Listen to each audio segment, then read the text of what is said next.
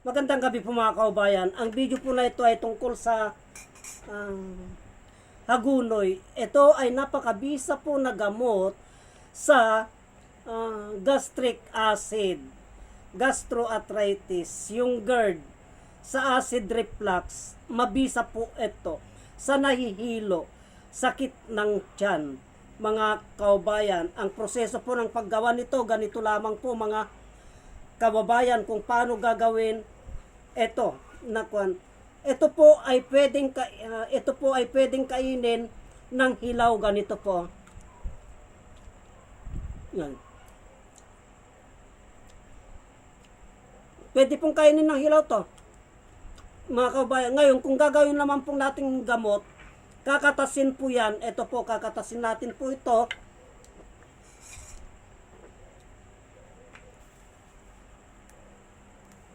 Kukunin po yung talbos nito mga kaubayan at kukunin po natin yung katas niya. Ito po.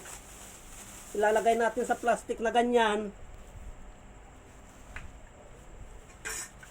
Saka po natin pitpitin na ganito. Ito. Ito mga kaubayan. Napiga na po ito. Saka po pipigayin na ganito. Ito. Ipipiga pong ganyan dyan. Kukunin po yung katas. Yan po.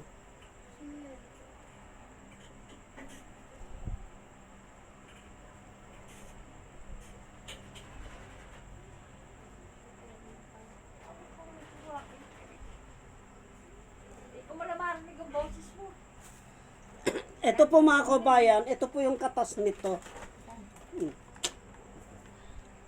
Ito po. Uminom po ng 2 kutsarang ganito. Ayan pong katas niya. Yan po. Mga 2 kutsarang ganito mga kaubayan, bawat inuman. Ito po ay hindi nakakalason. Gamot po sa sakit ng tiyan, acid reflux, GERD, gastroarthritis. Ito mga kaubayan, marami pong nagagamot, marami po tayong benepisyong nakukuha dito. Yan po. Sa diabetic din po, pwede din sa diabetic. Ito, kaya wag po nating baliwalain ang kakayahan ng hagunoy. At pakishare na din po ang videos na ito mga kaubayan para malaman ng ating kaubayan, ng ating mga kaubayan, na nandyan lamang po sa tabi-tabi ang gamot ng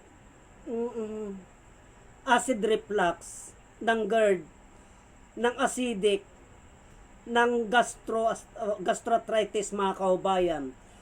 Ito po, bungalngal o hagunoy. Hinahalo po namin sa kilawin ito mga kaubayan. Kami pong mahilig sa kilawin ay madalas po kaming maghalo sa kilawin nito. Ini-slice po namin yan para hindi po kami tamaan ng acid reflux, ng acidic mga kaubayan. Kaya huwag po natin baliwalain ang kakayahan ng agunoy o bungalngal mga kaubayan, sapagkat marami po tayong benepisyo na nakukuha dito sa halamang gamot na ito ay nandyan lamang po sa tabi-tabi. Kaya hanggang dito na lamang po ang videos na ito at marami pong salamat.